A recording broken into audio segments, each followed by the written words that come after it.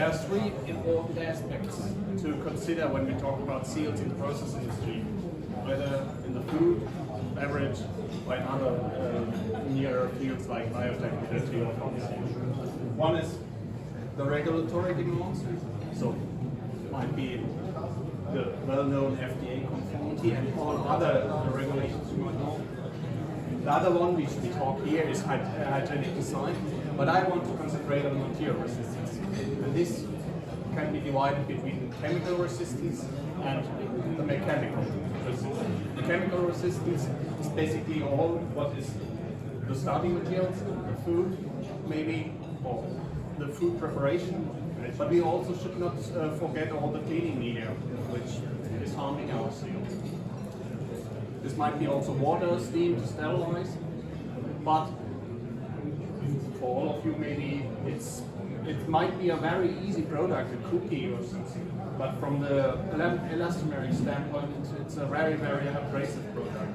Strawberries, chocolate, nuts, all these products are very, very abrasive, and yeah, they can easily grind our seals.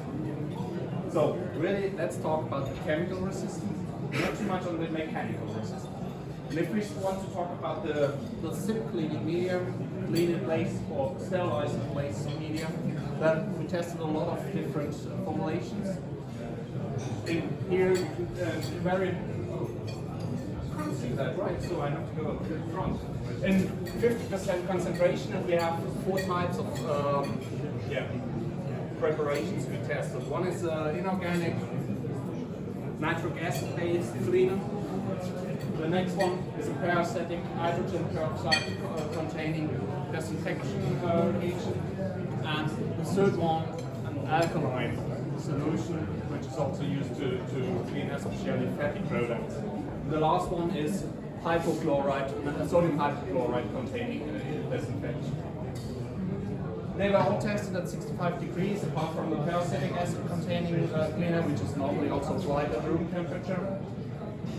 And tests were performed according to standard mechanical testing parameters, where the standards are shown on the right side.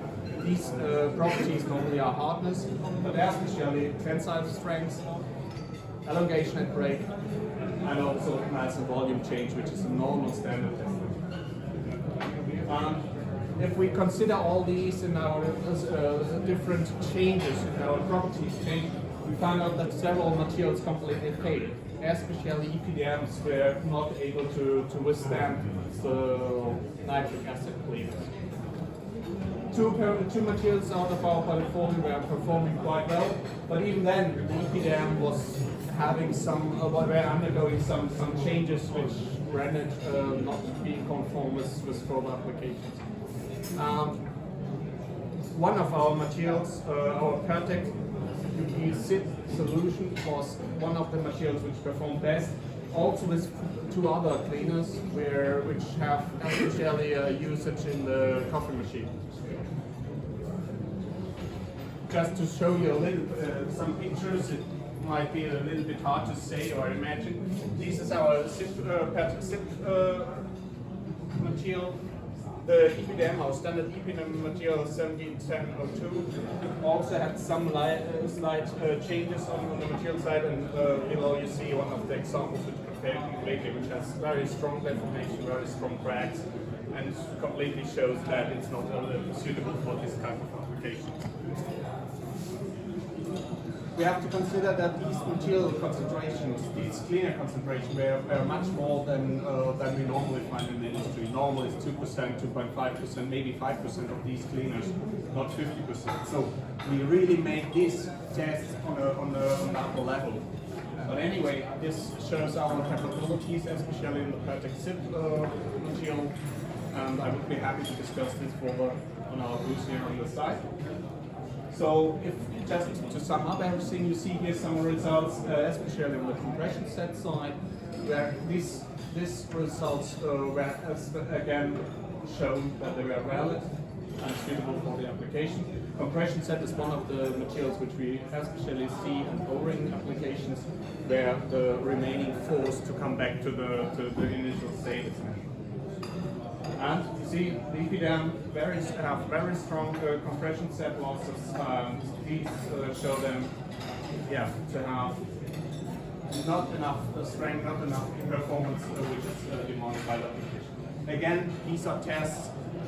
The still water, 180 degrees, which are really on the upper level, which might also show that some of these EPDM are suitable for not these high levels. Anyway, there's another point which is pointing towards material resistance, and this is flavor transfer, where flavor components, aromatic substances out of the product are transferred via seals into the next or the subsequent batches. We show this here by the strawberry, and here later on the flavor of lemon flavor production. These effects are basically one of the effects we always will have if we use elastomeric seals. But some of these have a strong tendency to have migration of flavors, and some materials have less tendency to take this carry-on, to show this carryover. And this is especially depending on the molecular level, which type of flavor components I have in my application, which I have in my flavor ingredients in my flavor recipe.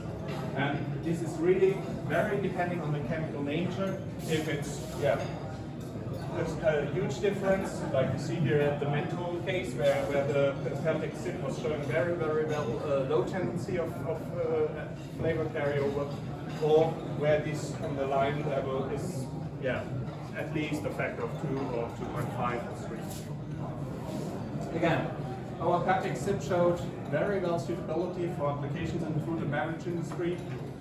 On the regulatory side, which you find on the right side, even for pharmaceutical usage, using USP Class 6 or other regulations. And on the left side, especially if we see on the mechanical and chemical resistance. One business case where we were able to help our customers is coming out of dosing valves, where the customer was asking for a couple of approvals, a couple of regulatory demands, and on the other side has demanded low flavor carryover. Using the peltic sip, the customer even was able to expand his activities further into pharmaceutical usages, pharmaceutical applications. So even then, he did not even increase the service level, his service life, up to 18 months, but he was also able to look into adjacent fields and gain more business. Happy to discuss that further. Many thanks.